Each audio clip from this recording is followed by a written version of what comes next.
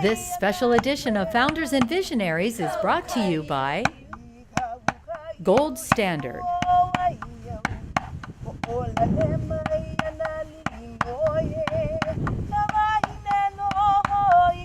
What we're actually seeing is flowering on a Khoa tree that's only about 27 months old.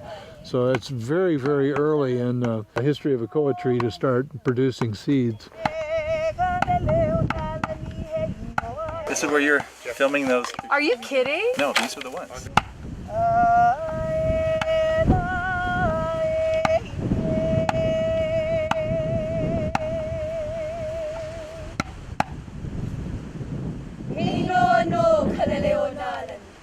So Jeff and Daryl, I really have to thank you. It's hard to believe it's been 3 years since we've been together up here in the forest on the ranch.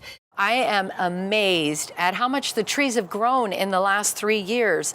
I saw pods on some of them already. What an incredible thing you've done in the 6 years that you've been doing this. Give us an update. We're tired. To someone who has never been up here, how do you explain what this is? You show them pictures, you tell them what you're doing, and invariably when they actually come up here, they have a whole different impression of the place, because it kind of speaks for itself when you're in the environment, but it's really hard to visualize, especially for people that are coming from a more urban climate. Jeff, how would you summarize what your mission is? I think the main thing is what we're trying to do is create something here that's a test bed that other people can emulate, because we're just two guys, and we do joke about the fact that our goal is 1.3 million trees. If it were just he and I doing it, we'd probably hit the goal, but he would be in a walker and I'd be in Depends, and that would be it.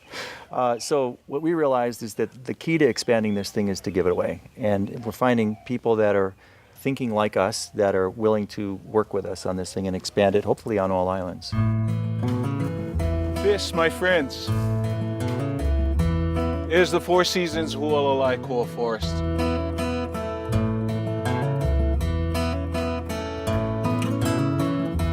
Do you ever expect this would be what you'd be doing now? I think that this is something that is bigger than what we planned, and I think it'll be taken by the next generation to bigger than we can imagine. Yeah. And our job is, just like Daryl said, one foot in front of the other, and when we can't do it, somebody else can pick up the baton and continue on. In fact, I think that's kind of the place that this has grown to for us, is realizing that the developing of public-private partnerships and corporate relationships allows you to explore reforestation almost anywhere. I mean, we've talked to people in Chesapeake Bay that are talking about doing this with the American chestnut. And there's people talking about doing it with walnut trees and the pecans and things that had been greatly reduced over the years. And some cases it's reclaiming old tobacco land. In our case, it was ranch land that was being underutilized. But there's always places where this can fit. I just have to take a moment to comment on what's happening now around us. Is another part of the magic of this place. While we've been standing here, just this beautiful fog and warm mist has surrounded us. For a city girl from Oahu, this is a big thrill. And on top of that, when we were out there planting our trees, you coordinated thunder as a drum roll behind us during that process. Yeah, that was some tough coordination. Guy Hoggy was like, it doesn't get any better than this. I'm up here planting Khoa, and there's thunder in the background. Well, this is a tree that's going to be very majestic. A tree that's going to benefit from the best weather on the planet. When I was here last, you were trying to hit 100,000 trees. I know throughout all of this process, you have had to contend with critics who either didn't understand what you're doing or said it was impossible.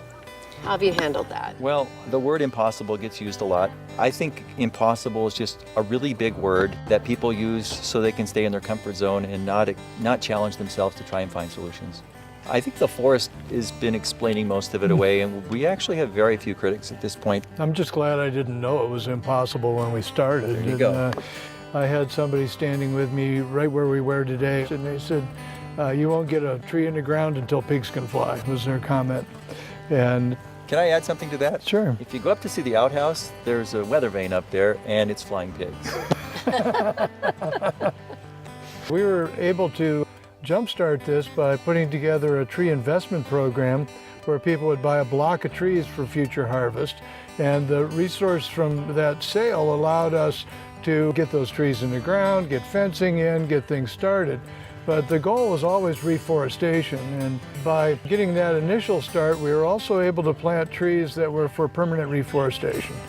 And those trees are being sponsored by individuals, one or two at a time, by corporate sponsors that are doing it as part of their sense of responsibility to the environment. And that model has taken on kind of a life of its own. So we're able to expand the diversity of the forest.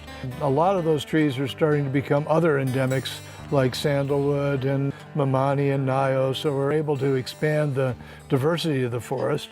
Jeff, why Khoa?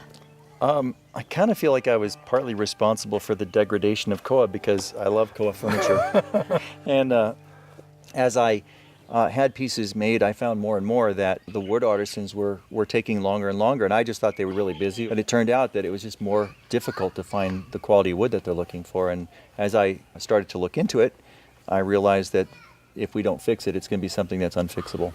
Yeah, in fact, they estimate that about 90% of the original Khoa forests on the Big Island are gone. What do you want to see here in 10 years? What I'm most interested in seeing is the canopy is starting to close on the first-year trees, and we're starting to bring in more of the other endemic understory species.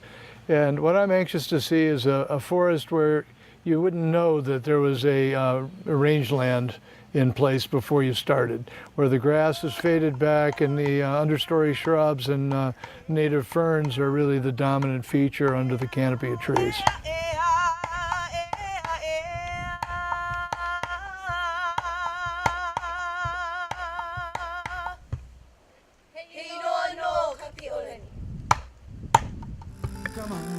Plant me a Khoa tree. Don't you cry for me. Plant me a Khoa tree. Don't you cry for me.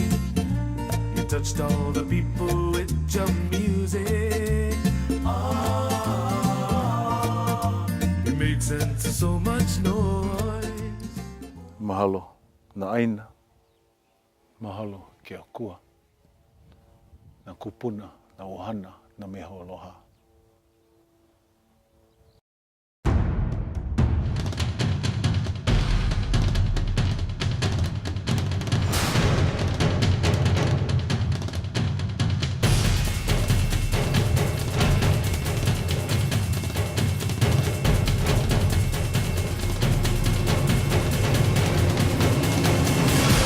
When you work with Hagedon, the only footprints you leave are in the sand.